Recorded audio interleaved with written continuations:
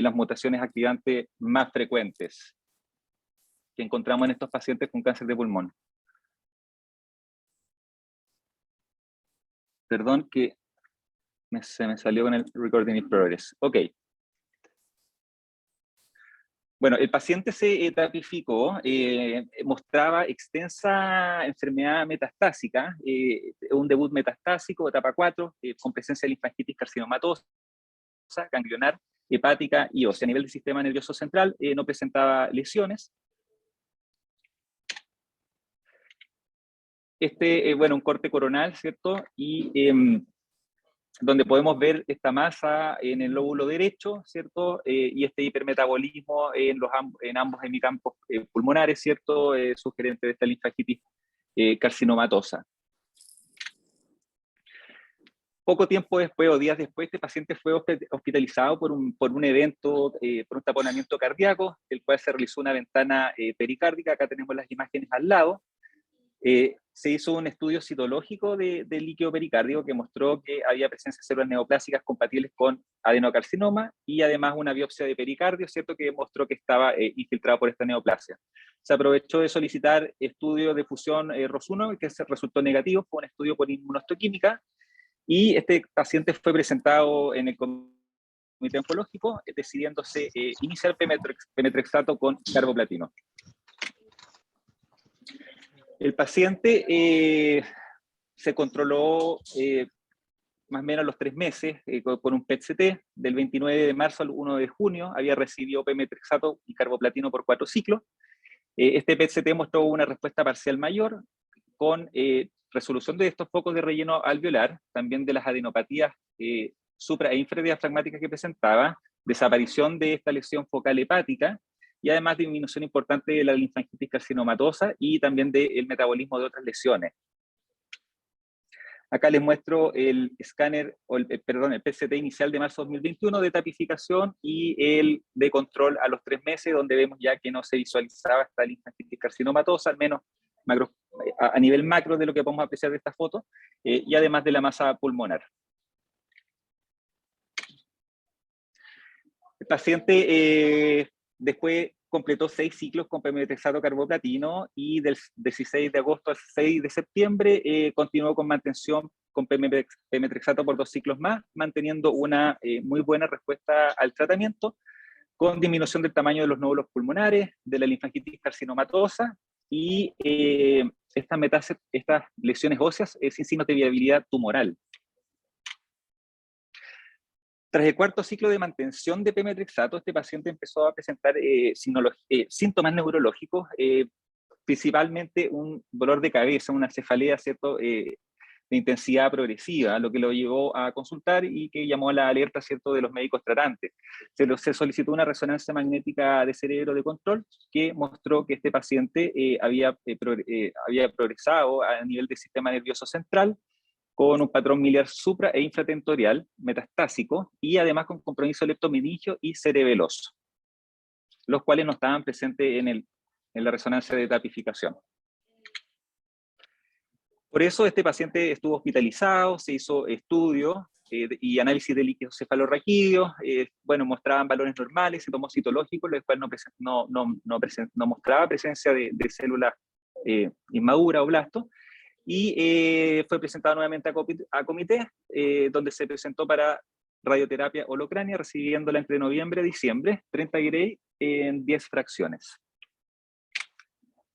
Se controló aproximadamente a los 3 meses nuevamente con una resonancia magnética de cerebro, obteniendo este paciente una respuesta parcial a nivel de metástasis cerebrales y también leptomeningio.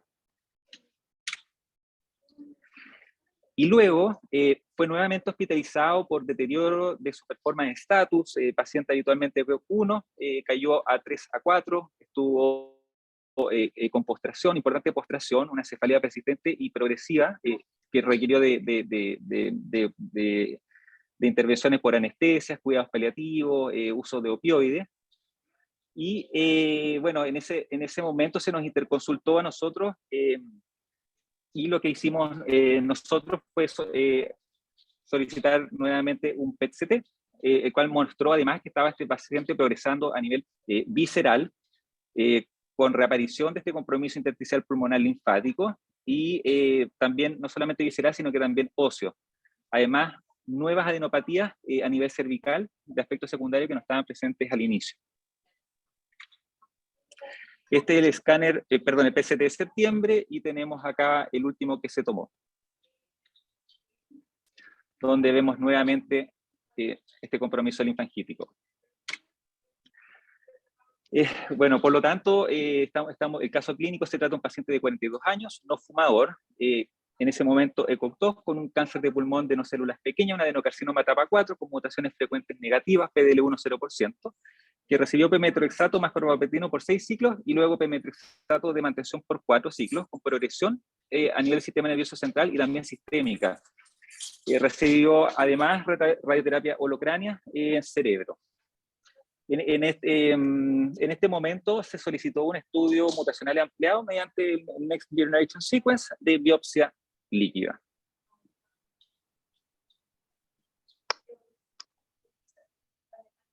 Perdón. Bueno, y acá tenemos el reporte macro sintetizado dentro de los hallazgos genómicos. Un rearreglo de EGFR en el intrón 24 y además acompañado de otras mutaciones concurrentes, principalmente en genes supresores de tumores. En cuanto a los biomarcadores predictivos para respuesta a inmunoterapia, estos estaban negativos. Y bueno, me gustaría compartir, iniciando la discusión, e invitar a la doctora Girotti si nos pudiera hablar un poco sobre este hallazgo en este NGS.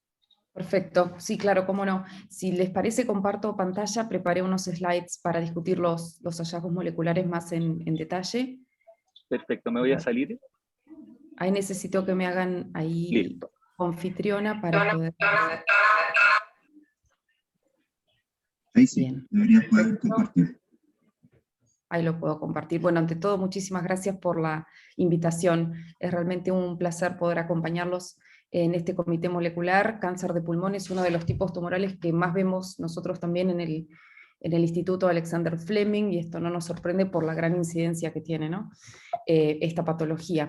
Muy interesante el caso que tenemos para discutir hoy. Como comentaban, estos son los resultados de esta biopsia líquida, que también cabe destacar la gran utilidad de la biopsia líquida. Nosotros aquí he visto cómo durante pandemia los oncólogos han ido cada vez más adoptando la biopsia líquida como opción, dado que, bueno, obviamente la biopsia tumoral requería mucho más tiempo de preparación, de reservar el lugar de cirugía, y se ha podido utilizar mucho la biopsia líquida para seleccionar biomarcadores y después el tratamiento. Como bien decían, esta biopsia tiene los hallazgos de respuesta a inmunoterapia, no tiene un BLAT-TMB bajo de 3 mutaciones por megabase y no se detectó inestabilidad microsatelital, por lo tanto, desde el punto de vista de biomarcadores genómicos, no predecimos respuesta a inmunoterapia. Ahora bien, tenemos los hallazgos relacionados con el rearreglo del intrón 24 de EGFR con una frecuencia alélica del 12.1%. Acá están indicadas las terapias ordenadas en orden alfabético, que indica el reporte de Foundation, donde vemos los inhibidores de primera, segunda y tercera generación de estos TKIs inhibidores del EGFR. Vamos a ir un poco más en detalle. Como ustedes nombraron, EGFR es un tipo de alteración genómica muy frecuente en adenocarcinoma pulmonar, y al día de hoy es una patología donde vemos la gran cantidad de opciones terapéuticas para los diferentes biomarcadores. De hecho, si recuerdan, en ESMO 20 se publicó el paper del ESMO Precision Medicine Working Group en el 2020, donde se indica que en cáncer de pulmón se debe realizar NGS porque es costo beneficioso. Tenemos ya 10 biomarcadores accionables a nivel terapéutico, y lo que se debe realizar de acuerdo a las guías de tratamiento es un NGS al momento del diagnóstico del paciente, para rápidamente saber cuál de todos estos, si es que alguno de ellos está mutado.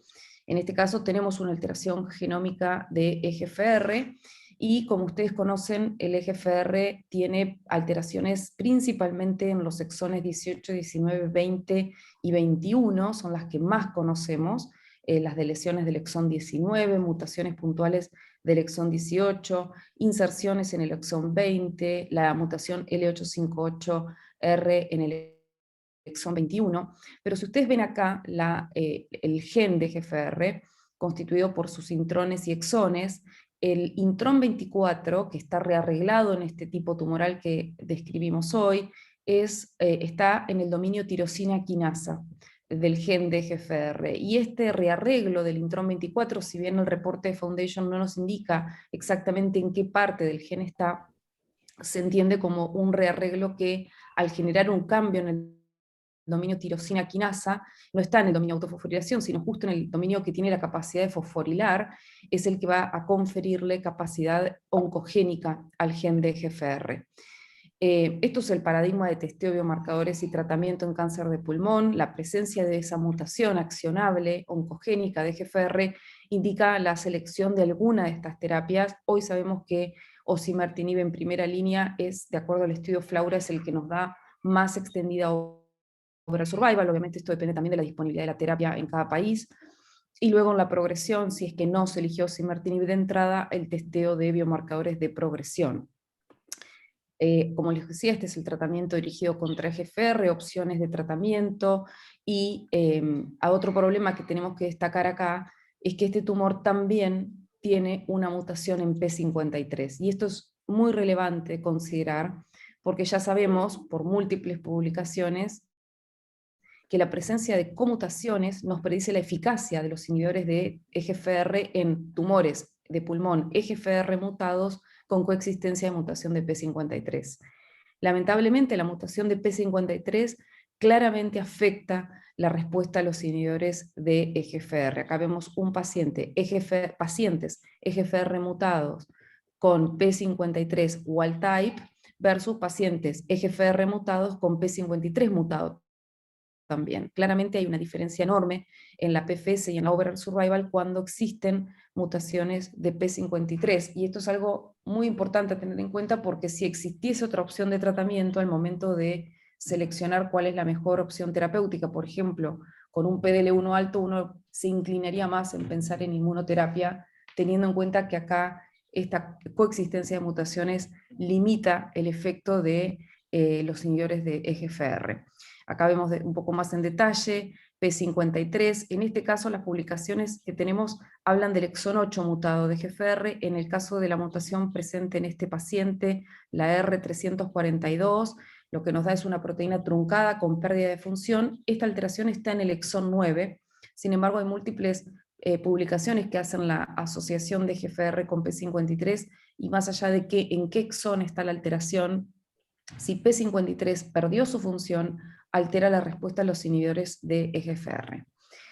Un dato que me llamó mucho la atención y que cada vez lo vemos más en las biopsias líquidas también, es esta alteración en FAN-CG.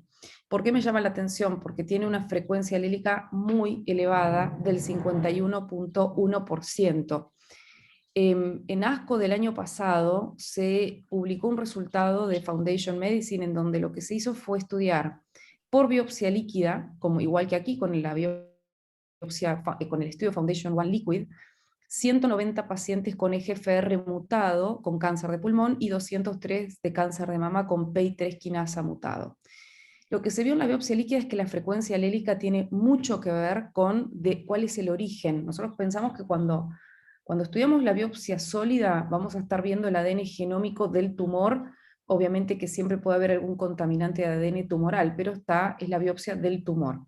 En la biopsia líquida, el ADN que vamos a estudiar no solo es el del tumor, sino el ADN germinal de ese paciente, porque lo podemos estudiar en la liberación del ADN de las células normales a la circulación. Y lo que se vio es que cuando en la biopsia líquida la frecuencia alélica es del cercana al 50%, nos está indicando un posible origen germinal. Fíjense que las alteraciones genómicas que vienen del tumor pueden rondar desde el 0,01% hasta frecuencias alélicas elevadas del 70%, pero lo más frecuente, y lo vemos por el color azul, mientras más azul es más frecuente esa alteración, es que ronde entre el 0 y el 30%. En este caso, cuando vemos todos cercanos al 50%, nos habla de un gran posible origen germinal. Y en mi experiencia en nuestro comité molecular de tumores, cada vez que encontramos una frecuencia alélica de ese valor del 50%, es que viene de origen germinal. Obviamente necesita una confirmación específica. Y es interesante cuando uno empieza a buscar publicaciones relacionadas con alteraciones germinales de este gen, FANCG, que está relacionado con anemia de Fanconi, encuentra que hay publicaciones. Este es un trabajo, entre otros, que indica 3 pacientes que tenían cáncer y además alteraciones germinales patogénicas del gen FANCG a nivel germinal. Por lo tanto, mi recomendación es si tienen un oncólogo genetista especialista en estudiar la historia familiar del paciente y pensar en hacer un panel germinal, confirmar si esta alteración FANCG, que no solo está relacionada con anemia de Fanconi, sino también con desarrollo de tumores, ver si esta alteración es efectivamente germinal o no. Finalmente tiene una alteración en CDKN2A, que va a codificar a los inhibidores del ciclo celular, por lo tanto, lo que esta pérdida de función hace es favorecer el ciclo celular. Es oncogénica esta alteración y aquí están indicados en estudios preclínicos los tratamientos con los inhibidores de CDK4, CDK6, palbociclib, ribociclib y abemaciclib. No hay muchos estudios en cáncer de pulmón tratando solo con estos inhibidores a los pacientes. Se ha visto, de hecho, con poca eficacia terapéutica, de un 1,2% en el carcinoma pulmonar, por lo tanto no lo daría como opción terapéutica. Finalmente, esta alteración de CDKN2A también lo que ha demostrado es que en pacientes con non-small cell lung cancer predice resistencia a la inmunoterapia. Así que en resumen, como para que discutamos entre todos, este rearreglo del intrón 24 de GFR estaría siendo un biomarcador que selecciona el tratamiento con inhibidores del EGFR, con TKIs. En la alteración de FANCG con esa frecuencia alélica tan elevada del 51,1% nos indica que deberíamos hacer un testeo germinal para confirmar si tiene un origen germinal. Sin embargo, la mutación de P53 nos indica posible resistencia a inhibidores de GFR y la de CDKN2A posible resistencia a inmunoterapia. O sea, está complicado seleccionar la mejor opción terapéutica en este caso, pero es muy importante tener en cuenta estos biomarcadores. Muchas gracias, doctora. Muy interesante.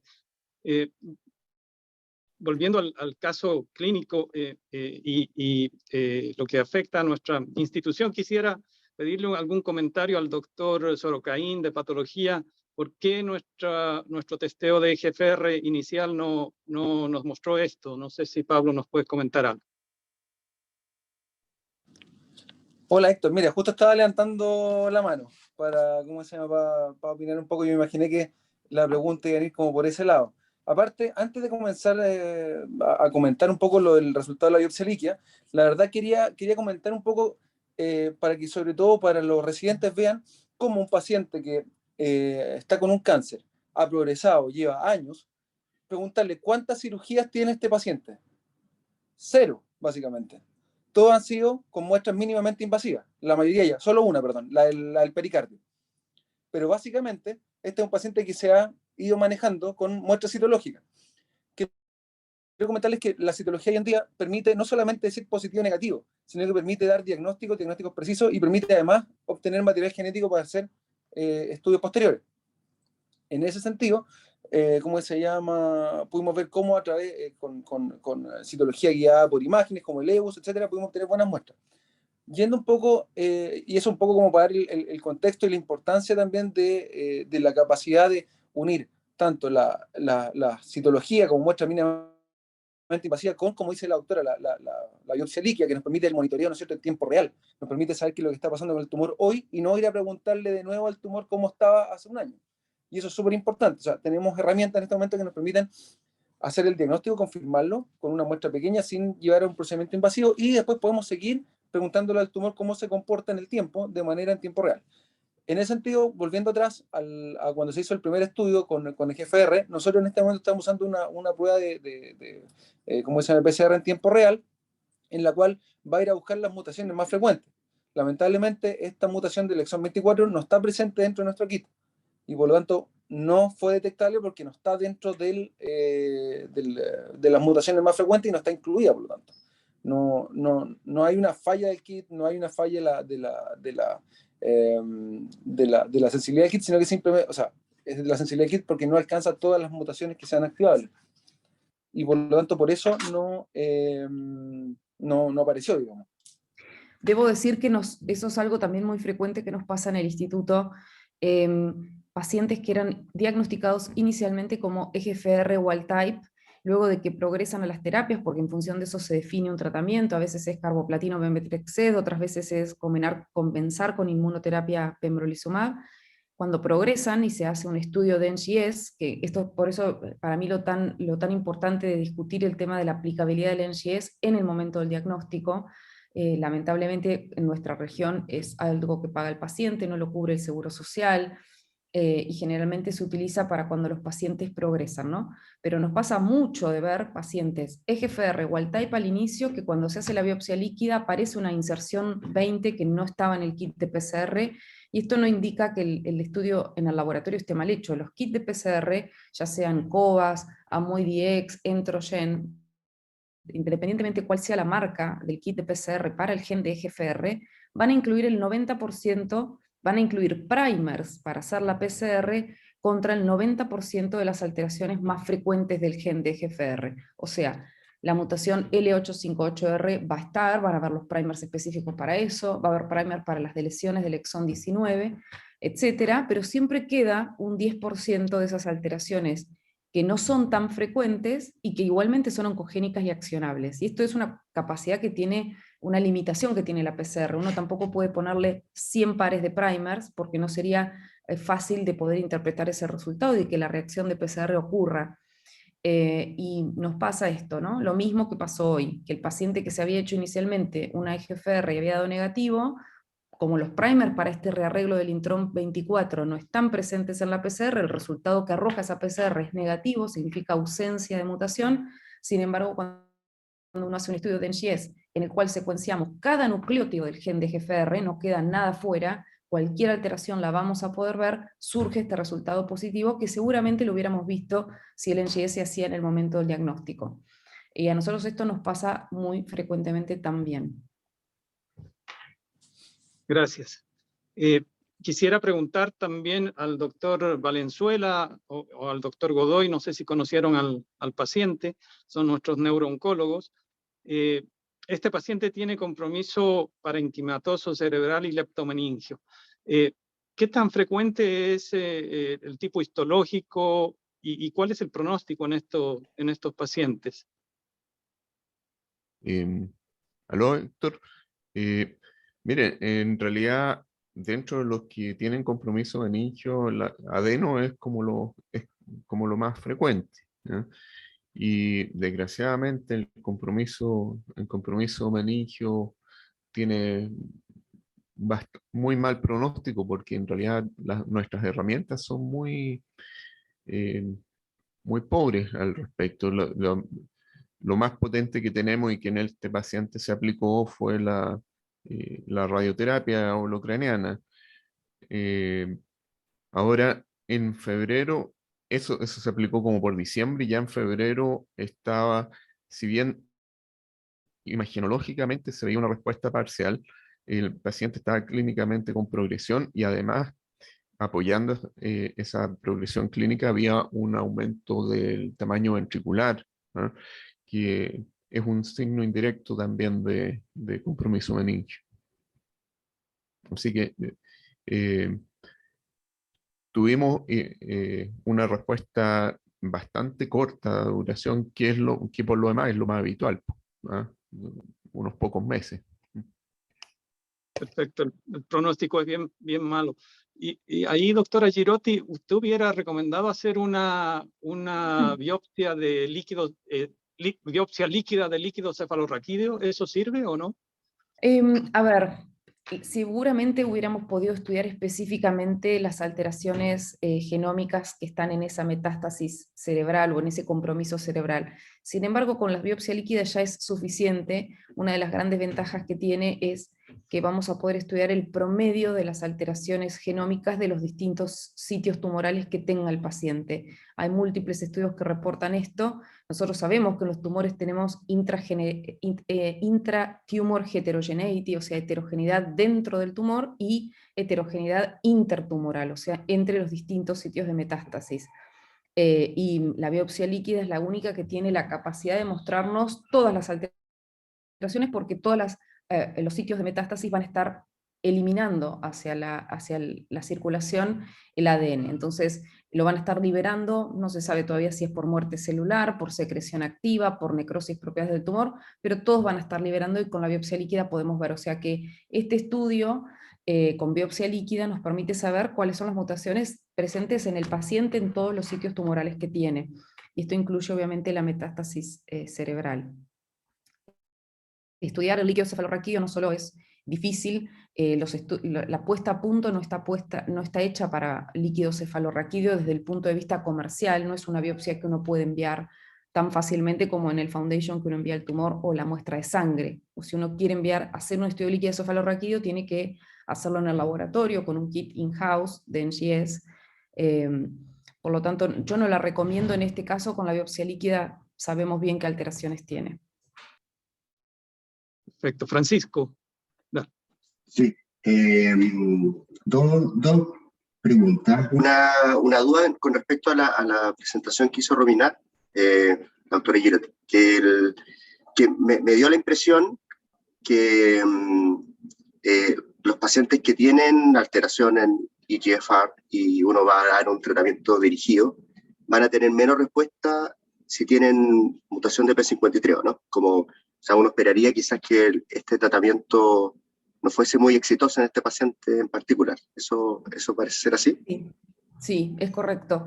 Es una limitante. P53 limita la eficacia de los inhibidores de EGFR. De ahí también, de nuevo, la importancia del test de NGS, ¿no? Porque si supónganse que el test de EGFR inicial hubiese dado positivo, bueno, acá ya hablamos de que el intron 24 no hay un par de primers que lo detecte, pero supónganse que en realidad en vez del intron 24 sea L858R, hubiera dado positivo, y uno no ve que está la mutación de P53, porque el test de PCR solo va a buscar EGFR, no busca otros genes, no hubiéramos predecido esto. Acá la ventaja que tiene el NGS es, nosotros con inhibidores de EGFR en presencia de una mutación de P53 predecimos baja o corta respuesta al tratamiento. Pero esta mutación en P53 pudo haber sido más tardía, ¿o no? O sea, puede ser que si este NGS se hubiese hecho al principio, ¿no hubiésemos encontrado esta mutación? Y hubiese tenido, no sé. Eso es algo difícil de saber. De acuerdo a las alteraciones a los tratamientos que ha recibido este paciente con quimioterapia, uno no podría predecir que se quiere como mecanismo de resistencia a la quimioterapia. Las mutaciones en P53 pensemos que están en el 50% de los tumores a nivel pantumoral. O sea, 1 de 2 tumores, no importa el tipo tumoral, va a tener mutado P53. Es el gen más mutado en cáncer. Y es una de las alteraciones también fundantes de los tumores, ¿no? Perder al gen que regula el daño en el ADN y que le permite a la célula continuamente proliferar. Yo estimaría que estaba de entrada, no lo podemos determinar si es de resistencia o no a los tratamientos adquiridos o de evolución de este tumor. Lo que sí sabemos que con la foto de ahora, que es esta biopsia líquida de marzo del 2022, la presencia de las dos alteraciones nos indica que va a tener baja respuesta, podemos predecir baja respuesta a los inhibidores de EGFR. Perdón, sí, que tenía una segunda pregunta, era con esto de que en esta biopsia líquida salió esta alteración, esta variante patogénica en el gen cuya frecuencia alélica fue del 50%, ¿no debiese eso ser suficiente para determinar que esto es una variante germinal? Sería muy raro que fuera, porque finalmente lo que va a hacer un estudio genético, no sé, pues lo podemos enviar a invitada, qué sé yo, para medirlo, va a igual tomar muestra de sangre, va a mirar la frecuencia alélica de ese gen en particular y va a decir que es 50%, quizás es lo mismo que va a decir este estudio, ¿no? Sí, pero indefectiblemente se va a necesitar el test germinal, porque es otro, si bien se toma una muestra de sangre, pensemos, la biopsia líquida del Foundation One Liquid lo que hace es toma la muestra de sangre, la centrifuga, elimina los glóbulos blancos y se queda con el plasma. Y a partir del plasma se pasa por columnas que capturan ADN, y ese ADN después se diluye, se pone en un tubo y es lo que va a ir adentro del secuenciador para ver todo el ADN libre que estaba en el plasma. Al contrario, la muestra germinal, cuando el objetivo de la muestra de sangre es estudio germinal, se queda con el ADN de la serie leucocitaria para ver si esas células tienen la presencia de esta mutación, lo cual nos indica origen germinal, porque significa que está en todas las células. Es otro el objetivo y la confirmación tiene que venir de ahí. Mi apuesta es que seguramente está mutado a nivel germinal, porque fíjense que además la frecuencia alílica respecto de las otras alteraciones, EGFR en este paciente está en un 12%, P53 en un 2%, CDKN en un 1%. Las mutaciones que vienen del tumor están en mucha más baja frecuencia alílica respecto de este 51.1, o sea, definitivamente seguro este gen va a dar positivo a nivel germinal, pero hay que hacer el test específico para poder asignárselo. La biopsia líquida en plasma no tiene la capacidad de diagnóstico, no tiene esa capacidad diagnóstica porque no es el objetivo, pero nos está dando una alerta claro de que puede haber un origen germinal. Perfecto, muchas gracias. Muchas gracias. Jorge hizo una revisión específica de la literatura de esta fusión, esta mutación, así que Jorge, dale para que podamos después finalizar con más preguntas.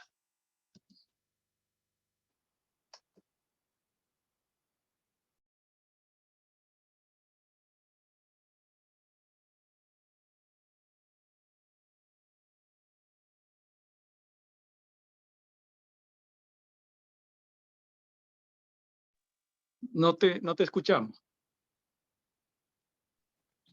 Perdón, tenía apagado el micrófono.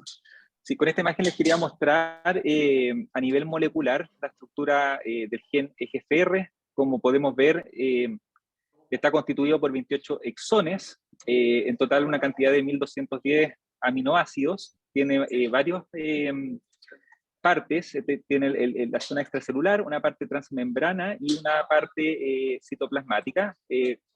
Como podemos ver acá, ¿cierto?, que incluye el dominio tirosin quinasa. Además, este está constituido por otros dominios, como el dominio extracelular, el dominio transmembrana, y otros dominios que acá no se ven, pero que es el carboxi terminal y también el amino terminal. Bueno, en cuanto al rearreglo del intrón 24 de nuestro paciente, esta foto la saqué del CBO Portal for Cancer Genomics. En realidad fue bastante intensa la búsqueda en distintas plataformas genómicas para poder encontrar esta mutación particular de este paciente. Bueno, acá vemos la información que nos arrojó CBO Portal, ¿cierto?, para los cánceres de pulmón, tanto adenocarcinoma escamoso, y como podemos ver acá, en cuanto a las variantes estructurales, ¿cierto?, definidas como alteraciones genómicas o reordenamiento de una mayor cantidad de ADN, generalmente mayor a 100 pares de base, no había mucha información. Y como, bueno, decía la doctora también, hace muy poco, ¿cierto?, la alteración principal acá es un brain point que ocurre a nivel del intrón 24, y nosotros, bueno, queríamos comentar que este breakpoint, ¿cierto?, se asocia a fusiones, en este caso, que lo vamos a comentar un poco más adelante. Bueno, rápidamente, ¿qué es EGFR? EGFR es un receptor, una proteína de superficie transmembrana, la cual es uno de los 4 receptores de tirosina quinasa. Eso quiere decir que son capaces de autofosforilar distintos sustratos, en este caso, o dianas, en este caso los factores de crecimiento, como FPR, antirregulinas, factor de crecimiento transformante beta, ¿cierto? Logran homodimerizar EGFR si es solamente EGFR, o heterodimerizar con los otros 3 de la familia, que son GER2, GER3 y GER4. Esto activa el dominio tirosina quinasa, que termina fosforilando los residuos de C-terminal, con lo que, ¿cierto?, se inicia la cascada arriba abajo de las distintas vías de señalización. en este caso PTEN, PI3K, AKT, STAT y también las MAP quinasas. Todo esto, ¿cierto? Logrando activar factores de transcripción que se unen a los genes y que finalmente, ¿cierto? Inducen la expresión génica con desarrollo de nuevas proteínas que generan mitosis, ¿cierto? Estimula la supervivencia celular, la migración y diferenciación celular. Decir, ¿cierto?, que EGFR, bueno, es de las mutaciones más frecuentes. Perdón, estoy en un Molecular Tumor Board, chiquillo. Quería decir además que EGFR es la mutación más frecuente que encontramos, o de la principal, junto con ALK y también ROS1, que son las mutaciones que uno pide generalmente de entrada. Bueno, y EGFR en cáncer de pulmón, de no células pequeñas, las alteraciones más frecuentes que encontramos, ¿cierto? Esto es de Cancer Genome Atlas, mutaciones, amplificaciones, de lesiones profundas y múltiples alteraciones. Y dentro de las características de los pacientes con cáncer de pulmón, estos datos los sacamos de una publicación de acá de la Universidad Católica, un estudio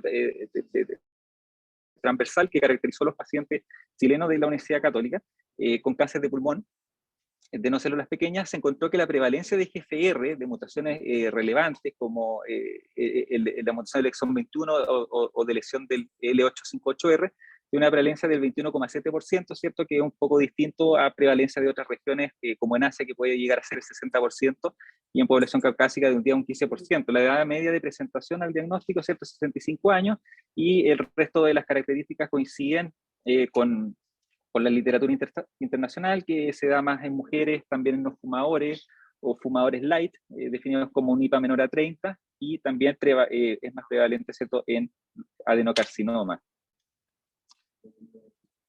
Bueno, entonces, ¿qué ocurre con los arreglos y las fusiones que no nos han aparecido acá en esta base genómica?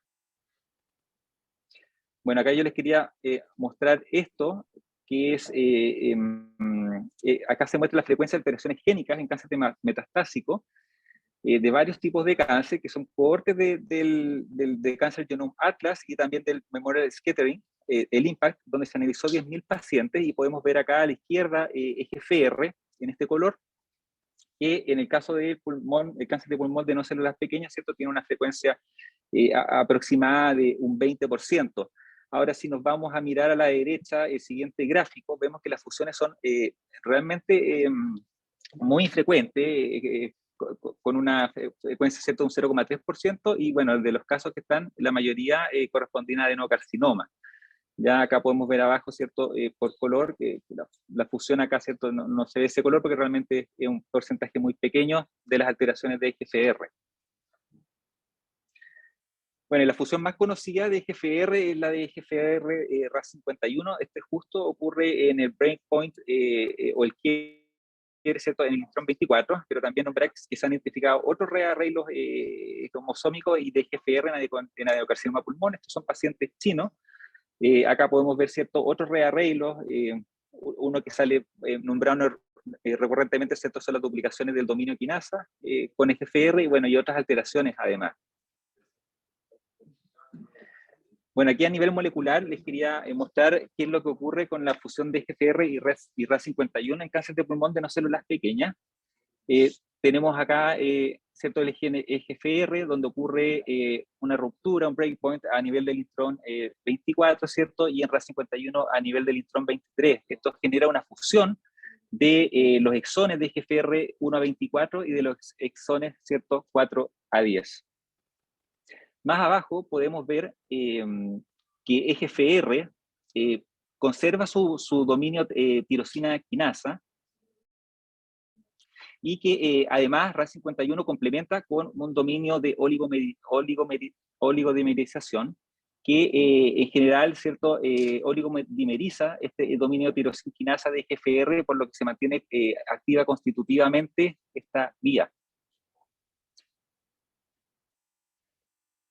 Y yendo más a hablar de los tratamientos que le podemos ofrecer a este paciente, bueno, NGS, ¿cierto?, nos reporta, en base a todas las bibliografías que aparece, que las terapias clínicas relevantes de las cuales podría ser susceptible nuestro paciente son básicamente inhibidores de tirosina quinasa, ¿cierto?, de primera, segunda o tercera generación. Y muy rápidamente, ¿cierto?, cómo actúan los inhibidores de tirosina quinasa. Tenemos los de primera generación, como el lotinib, gefitinib, que pueden actuar, ¿cierto?, tanto en EGFR wild type como en EGFR mutado. Las de segunda generación, afanitinib particularmente, ¿cierto?, también actúa sobre HER2, HER4. Y tenemos acá osimertinib, ¿cierto?, que vemos que también puede actuar sobre mutaciones que pueden presentar, mutaciones resistentes que pueden presentar ser resistentes, ¿cierto?, a los inhibidores de tirosina quinasa de primera y segunda generación, y bueno, que tiene predilección mucho más, ¿cierto?, por EGFR mutado que por el wild type. Bueno, ¿qué nos recomienda las guías de la NCCN? En realidad no hay muchas recomendaciones sobre los rearreglos de genes EGFR. La mayoría, ¿cierto?, está enfocado a las mutaciones activantes más frecuentes que todos conocemos, EGFR exon 19, la deleción, la mutación DL858R, ¿cierto?, y la exon 20. Entonces, ¿qué pasa con los arreglos, las fusiones del intrón 24? Y bueno, acá nos fuimos directamente a la bibliografía que nos mostraba el NGS. Son básicamente la información para tratar a estos pacientes, son case report. Tenemos acá uno de los fármacos inhibidores de tirosina quinasa que más utilizado es el lotinib, y acá tenemos 4 pacientes que se reportaron en este case report con edades variables. Bueno, la prevalecidad era más prevalente en mujeres, en caucásicos, todo era en etapa 4, diferente estatus fumador, todos con tratamientos previos, tanto locales como sistémicos, algunos incluían inmunoterapia, quimioterapia, todos también con el breakpoint a nivel del intrón 24, y todos presentaron respuesta parcial, generalmente con duración mayor a 5 meses. Tenemos otro case report con el lotinib, que es muy similar, también logró respuesta parcial, y igual la duración de los inhibidores de tirosina quinasa fue aproximadamente mayor a 6 meses. Paciente también nunca fumador. Y este es el único case report que tenemos acá abajo donde se utilizó afatinib en una mujer de 62 años, de Asia, nunca fumadora, en la cual la respuesta fue parcial también, y más o menos una duración también de 6 meses. Y finalmente tenemos icotinib, también otro case report de un paciente joven asiático, de raza asiática, y este llamativamente presentaba una respuesta inhibidor de tirosina quinasa de respuesta parcial mayor a 15 meses. Bueno, acá yo les muestro el resumen de todos estos case reports. Esta diapositiva quería colocarla más que nada, y ya se comentó y lo habló la doctora Girotti, que bueno, esta mutación también puede ir acompañada de diversas mutaciones concurrentes, las principales, ¿cierto?, CDKN2A o TP53, que son genes supresores de tumores y que pueden determinar una resistencia intrínseca a los inhibidores de tirosina quinasa, por lo tanto tenemos que considerarlas también. Entonces, dentro de nuestro caso clínico, se hizo este estudio mutacional ampliado, el GIES de biopsia líquida, mostró que había un rearreglo EGFR en el intrón 24. Y bueno, queríamos pasar a la segunda parte de la discusión, de cuál es la conducta a seguir. Bueno, y aquí les dejo la alternativa, y también, ojalá basándonos, ¿cierto?, en la información disponible que tenemos acerca de estos pacientes, de cómo tratarlos, de las experiencias previas en los casos reportados. No sé, doctor, perfecto. Galindo, si usted le quiere dar la palabra a alguien. No sé, doctora Girotti, ¿usted recomendaría algún tipo específico de TKI de primera, segunda, tercera generación basándose en la alteración del breakpoint de la función del intrón 24? Lamentablemente no tenemos estudios clínicos que hayan hecho esa comparación de si esta alteración responde mejor a uno que a otro.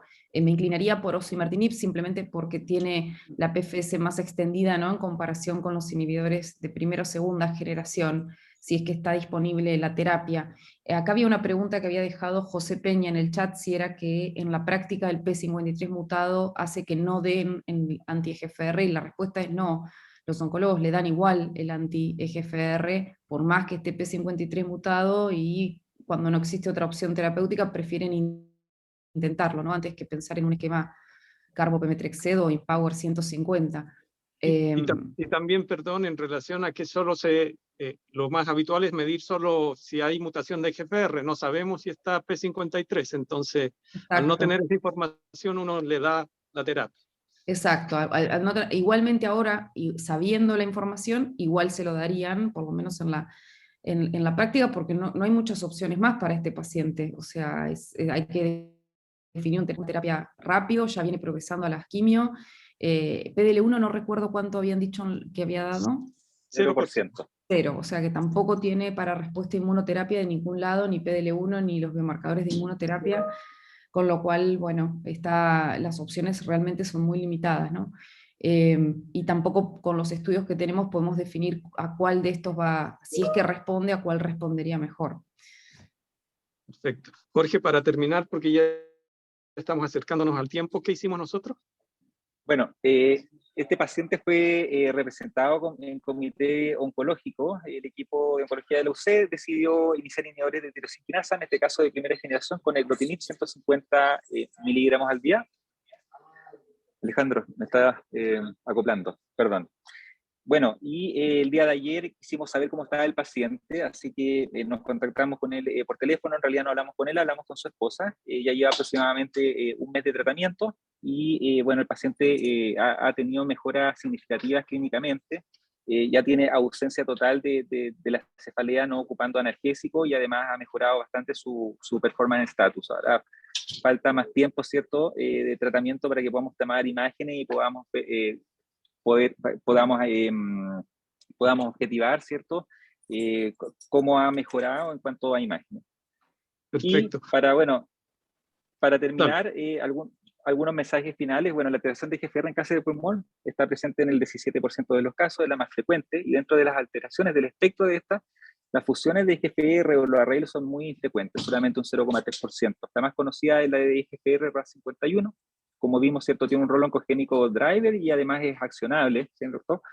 Y hay muy pocos casos de reporte, ¿cierto?, en los que podamos nosotros fundamentar las decisiones de nuestro tratamiento. La mayoría de estos, ¿cierto?, incluyen tratamientos recibidos, pero todavía no tiene tampoco outcome madurado. Y bueno, como era mi primer molecular tumor board, ¿cierto?, esto refleja para mí por lo menos la importancia de realizar estos comités, son muy importantes y además ayudan a consensuar y guiar los tratamientos de estos pacientes, sobre todo en estos casos particulares con variantes estructurales raras. Gracias. Y con eso Francisco, quería concluir. Francisco, no sé si quiere cerrar, y estamos en el tiempo. Sí, bueno, agradecer a todos, fue muy interesante. Yo personalmente aprendí un montón de esto. Esto demuestra un poco el cambio de paradigma que ha existido en el cáncer de pulmón, y que el NGS, no sé si uno tiene que pensar en que todos los pacientes lo tienen que hacer, pero claramente, sobre todo en pacientes que uno piense que puede haber un driver, claramente podría cambiar la historia de esta enfermedad. Así que agradezco a todos sus presentaciones, especialmente a la doctora Girotti, estuvo muy buena su presentación, y espero que quizás poder invitarla para otro Molecular Tumor Board, Por supuesto. quizás de otros casos clínicos. Estuvo bastante bueno, así que muchas gracias a todos. Gracias por la invitación y quedo atenta a cualquier otro que quieran invitar. La importancia también de guardar estos datos para futuras publicaciones que les puedan interesar, ¿no? Eso también es uno de los principales outcomes de los comités, además del aprendizaje que uno aprende siempre que discute estos casos. Fíjense que hace una hora que estamos hablando de un caso y cuánto uno se lleva de aprender esto, pero además guardar esta información, registrarla, para, bueno, tenerla en cuenta y pensar en futuras publicaciones también. Nosotros hace poquito publicamos el primer trabajo del Comité Molecular del Instituto Fleming, después se los comparto por mail, y bueno, podría también ustedes pensarlo, siempre es bueno compartir, sobre todo que en Latinoamérica tenemos tan pocos comités, ¿no? Así que bueno, muchas gracias por la invitación. Gracias. Gracias. Muchas gracias a todos. Gracias.